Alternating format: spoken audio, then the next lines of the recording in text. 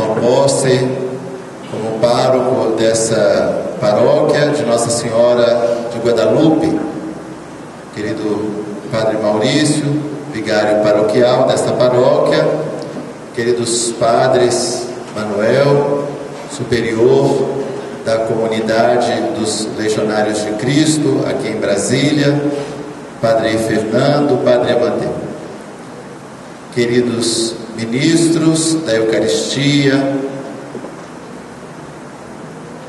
catequistas da comunidade, ministério tão importante, aqueles que se dedicam aos diversos grupos, movimentos, assumindo um serviço na comunidade.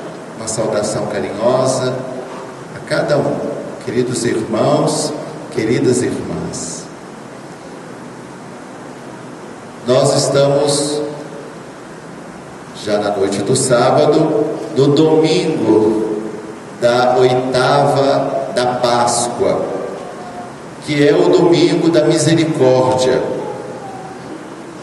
O Papa João Paulo II foi quem instituiu o segundo domingo da Páscoa como o domingo da misericórdia. E ele morreu no sábado, às vésperas do domingo da misericórdia.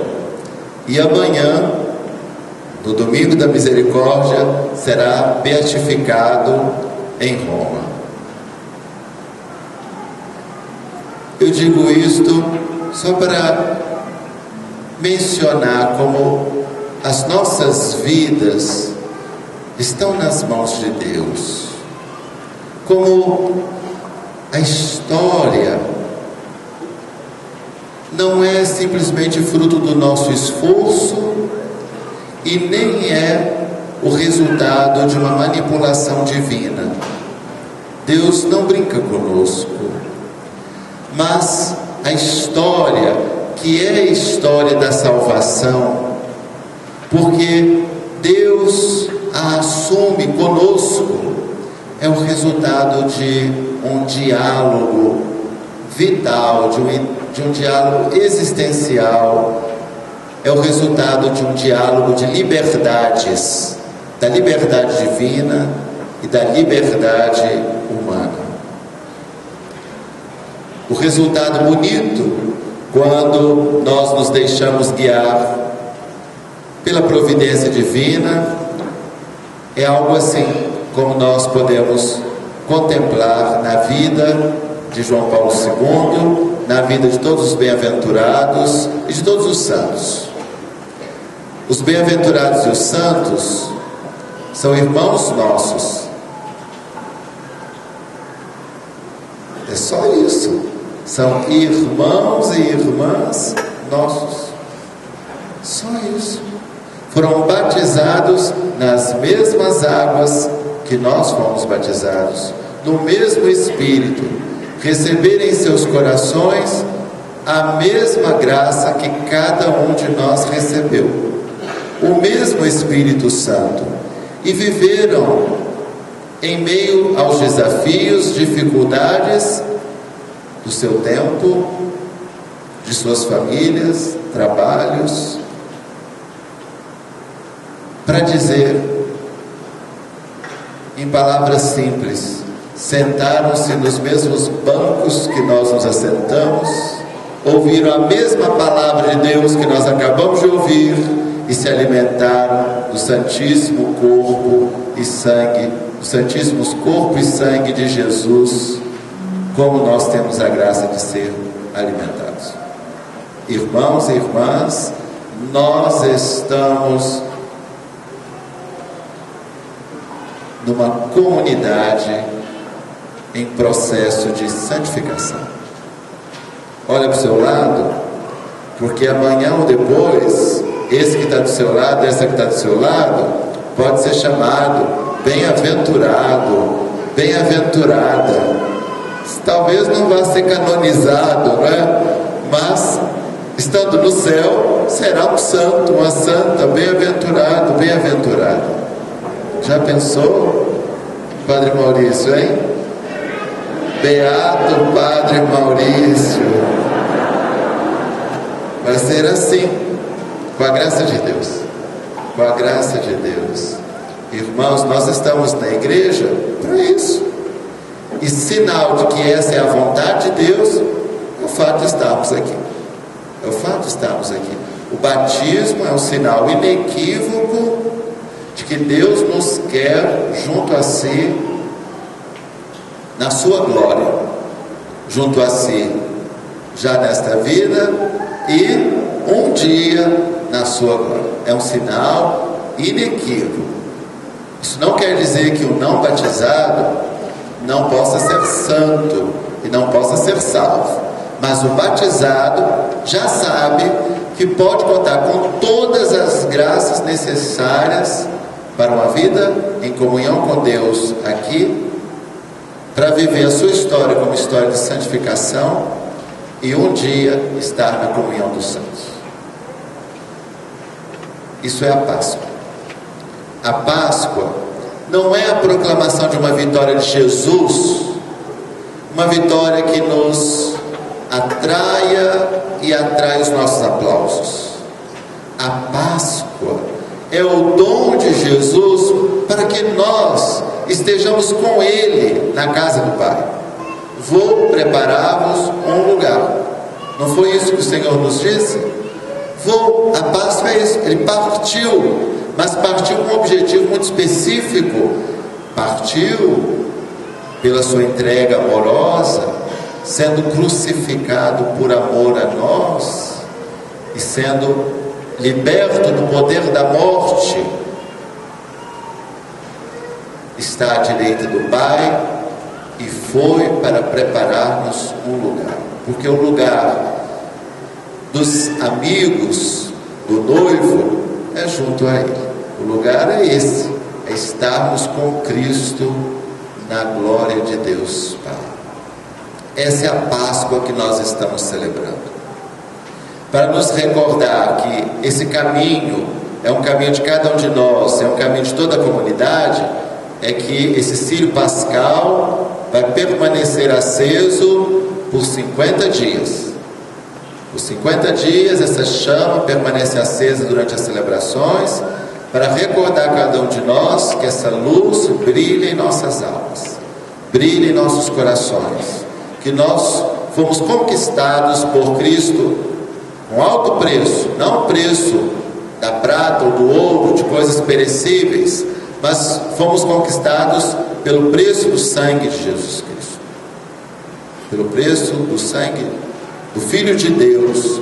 Fomos conquistados para Deus, fomos comprados para Deus.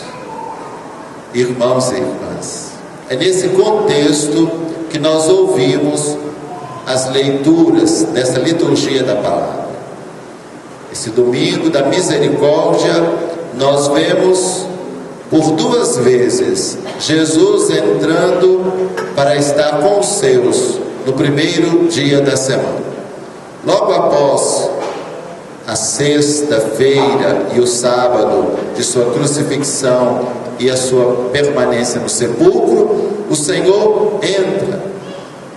Os seus estão reunidos, portas fechadas.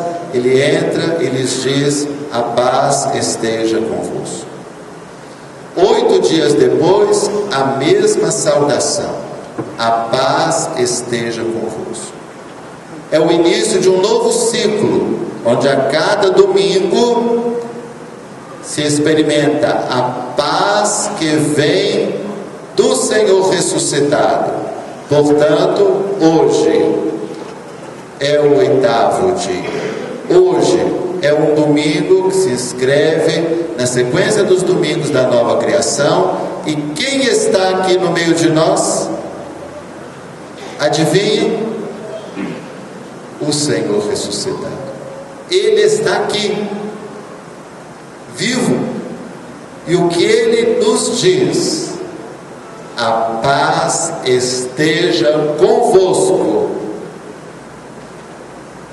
Irmãos e irmãs, depois de ter dito pela primeira vez aos seus, de tê-los saudado assim, com essa paz messiânica, para dizer que são novos os tempos, foi inaugurado um novo reino, o dos céus, já aqui na terra, o reino de Deus, o Senhor. Falou do Pai, concedeu o Espírito e deu um mandato aos seus discípulos. Disse a eles: como o Pai me enviou, assim também vos envio. Como o Pai. Depois soprou sobre eles e lhes deu o Espírito. Recebei o Espírito Santo. Depois lhes disse: a quem perdoardes os pecados, ser-lhes-ão perdoados. A quem os retiverdes, ser-lhes-ão retidos. Irmãos e irmãs, nós estamos diante de uma manifestação da Santíssima Trindade, de uma obra do Deus uno e trino, como o Pai enviou. Como o Pai, nós também enviou o Filho, nós também somos por Ele enviados. Com a graça, com a força, com o auxílio do mesmo Espírito que ungiu Jesus no Jordão, quando foi batizado por João, o mesmo Espírito que o levou a ensinar, a curar, a salvar aqueles que ele encontrava. O mesmo Espírito. Toda a obra de Jesus, a partir do seu batismo, foi realizada no poder do Espírito Santo. O mesmo Espírito é concedido à sua igreja, para dar continuidade à sua missão. A quem perdoardes os pecados, ser-lhes-ão perdoados. A quem os retiverdes, lhes serão retidos. A missão dos apóstolos, a missão dos sucessores dos apóstolos, a missão de todos aqueles que estão reunidos a partir do anúncio do Evangelho, congregados na mesma fé pelo batismo, alimentados pelo mesmo Senhor, pelo mesmo pão. A missão nossa, a missão da igreja é a missão de Jesus Cristo, de dar acesso à humanidade à misericórdia do Pai. A nossa missão no mundo é essa, de ajudar, de sermos instrumentos de Deus, para que os nossos irmãos e irmãs, aqueles que estão próximos, que nós conhecemos, aqueles que estão em aliança conosco, por exemplo, no matrimônio, aqueles que são servidos por nós, como por exemplo os fiéis numa paróquia, aqueles que são irmãos em aliança pela graça de uma mesma espiritualidade, num grupo, num movimento, mas também aqueles desconhecidos, aqueles que passam pela nossa vida no cotidiano, no trabalho, na rua, no comércio. Nós temos uma missão para com todos: sermos instrumentos de Deus para que eles alcancem, tenham acesso à misericórdia do Pai, que se manifestou nesses dias, que são os últimos, na pessoa de Jesus Cristo. Se nós compreendêssemos que isso é a vida cristã, não é? Às vezes a gente está tão preocupado em dar lição para os outros, né? E a vida cristã, por vezes, passa pelo ensinamento, aliás, muitas vezes. Mas ensinar é para quem quer aprender, não é? Dar lição de moral é falar para quem não quer ouvir, não adianta. Os gestos de caridade, o amor que se manifesta no olhar, no cumprimento, numa presença, numa visita ao doente, numa disponibilidade que o outro não esperava. É isso que abre o coração do outro, do irmão, da irmã, para compreender que há um amor concreto, um amor palpável, uma porta para conhecer um amor supremo, que é sempre misericordioso, o amor de Deus. A segunda parte do Evangelho nos mostra um novo encontro de Jesus, e dessa vez eles não são 10, são São 11, porque Tomé estava com eles. Ao invés de Jesus dizer, como o Pai me enviou, ao invés de Jesus soprar sobre eles, ao invés de Jesus dizer, a quem perdoados os pecados, Jesus diz a Tomé, Tomé, toca aqui nas minhas chagas, põe a tua mão no meu lado. Se nós pensarmos que essa fala de Jesus está em paralelo com a primeira, que Jesus não tem outra realidade a comunicar à sua igreja, aos 12, nós então compreendemos que tudo aquilo que ele disse no primeiro dia da semana, ele está representando, ele está mostrando de um modo concreto, palpável, plástico, no encontro no 8º dia. Tocar as chagas de Jesus, colocar a mão no seu lado aberto, é ter acesso à misericórdia do Pai. Portanto, como nós levamos os irmãos que nos são confiados na igreja e aqueles que passam por nós ao conhecimento da misericórdia do Pai? Dando-lhes acesso às chagas de Jesus, mostrando-lhes um amor que se faz oblação, muitas vezes indicando o crucifixo, mas olhando e ouvindo os Atos dos Apóstolos, olhando o testemunho da primeira comunidade, ouvindo os Atos dos Apóstolos, nós vamos dar acesso às chagas de Jesus pela nossa oferta amorosa. É a nossa vez de dizer, irmão, você que precisa da minha ajuda, toca o meu amor que se faz gesto para auxiliá-lo. Toca as minhas chagas. Meu irmão, você que precisa de perdão, que precisa de reconciliação, que precisa de voltar a ter lugar na minha vida, no meu coração, põe a mão no meu lado aberto.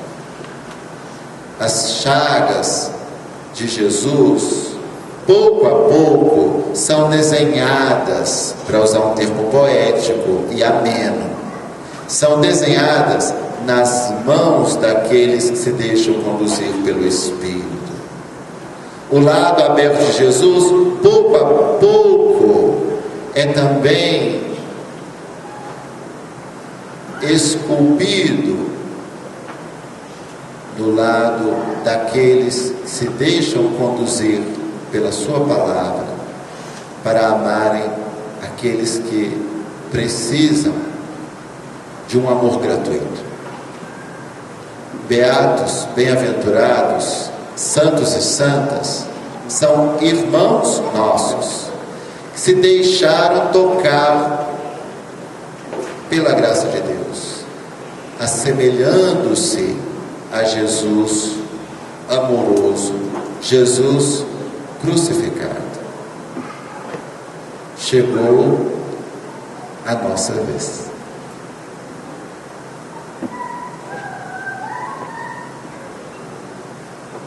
Mas nós precisamos de ajuda. Nós precisamos continuamente sermos convencidos que esse é o caminho e não o outro. Por isso Deus nos dá pastores que vão à nossa frente, ajudando-nos, exortando-nos, apresentando-nos de novo o Evangelho, porque a nossa memória é frágil, não é? A gente começa a passear por aí, a andar pelas ruas, logo está pensando em outra coisa, esqueceu do Evangelho. É por isso que o padre João de Pádua e o padre Maurício assumem os cuidados dessa paróquia, para anunciar a boa nova aos que aqui estão, recordando-os a misericórdia de Deus, para anunciar a boa nova a todos os outros que ainda não estão aqui, como nós ouvimos na provisão, não é? Que o administrador apostólico indicou.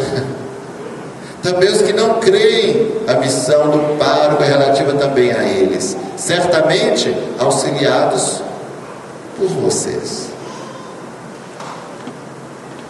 Dar-lhes acesso à Eucaristia, dar-lhes acesso à misericórdia pelo perdão sacramental, dar o batismo às crianças, aos jovens e adultos não batizados.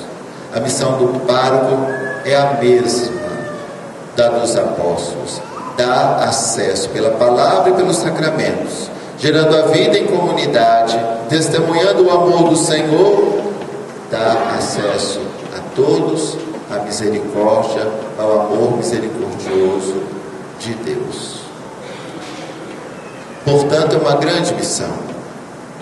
É uma missão que pede colaboração.